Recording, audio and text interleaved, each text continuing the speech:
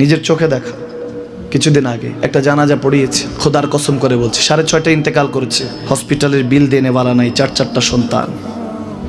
অ্যাম্বুলেন্সে ঘরে ঘরে আসবে, 1000-1200 টাকার বিল দেনেওয়ালা নাই। কি বুঝলেন? ক্ষণস্থায়ী দুনিয়া। মুমিনের কম থাকলেও আমি বলি, কেউ যদি এসে বলে হুজুর একটু দোয়া করেন, খুব পেরেশানিতে আছি, আমি তার হাত চুমু খেয়ে বলি তোমাকে মোবারকবাদ, আল্লাহ তোমাকে ভালোবাসে।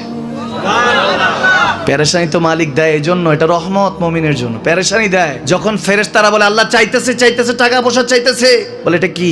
বলে ফাসেক, দে বিদায় কর, বিদায় কর। তার চাওয়া আছে, বিরক্ত লাগে, বিদায় কর, কি লাগে দে। আল্লাহ 10 কোটি দিয়েছে, 100 কোটি দে, বিদায় কর।